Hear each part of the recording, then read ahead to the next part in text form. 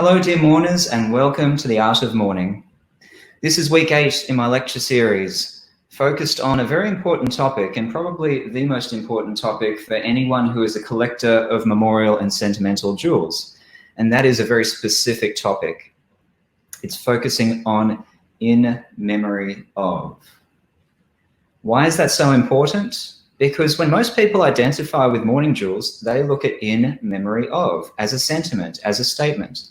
It is one of the most popular designs in memorial jewels, and it lasted right throughout the 19th century. So the Gothic style, let's just take a step back and look at it for a second. We've got the heavy, bold acanthus and rose designs and all the floral designs that are heavy and dominant and powerful. We found these in Baroque jewels, and in the late Baroque jewels, that's when everything got really wild. We looked at Rococo and how that looked almost Art Nouveau in its style and design.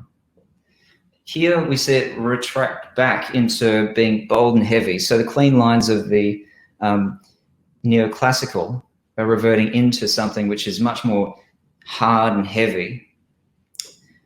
It's a very heavy piece of jewelry, literally, by the way. It's quite heavy, this gold. And if you see here, in memory of, in 1817, used with the big, bold Germanic Gothic lettering.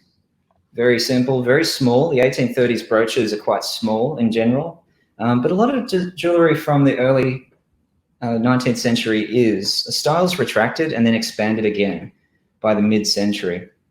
The styles of the early century didn't have as much gold in reserve, but it's funny how the Gothic revival is so dominant with its style of gold design. Like, look at this. As we can see, the garter, the buckle as well, which without the order of the garter is eternity, because it's always interlocking within itself. That's why it's such a good symbol to use. In memory of, black enamel with that lovely little cut of somebody's hair. These are very typical, but quite small. Now, it's interesting at a time where we've got canotille work, which makes the look of the gold, because it's mostly beaten or it's in wire, so it looks like it's larger than it really has the gold content in it. But the Gothic revival is about dominance. It's all about trying to make you feel small. And that's the same if you've ever been to the Vatican and look up. It's just, you feel the dominant pressure of the God above you.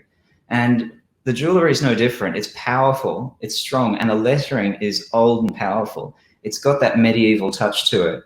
And it's almost rubbing it in the face of society that we were better once before. And it did, in memory of it as a sentiment. It grew within the Gothic, so the Gothic styles did tend to change and grow a little bit, as we can see with this particular brooch.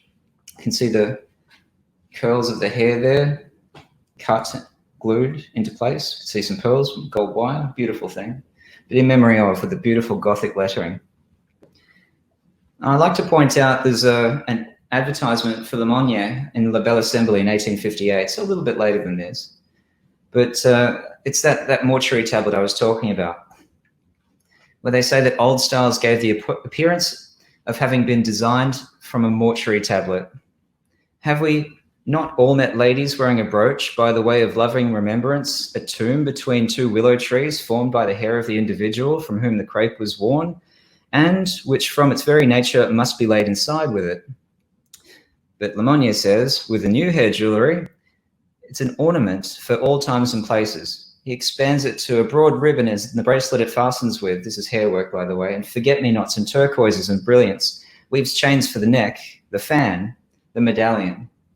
So they're trying to make the mortuary tablets less popular with the use of hair work, but in memory of as a sentiment, even when it's balanced with the beautiful artifacts, it's still a very dominant and oppressive sentiment, and one which adapted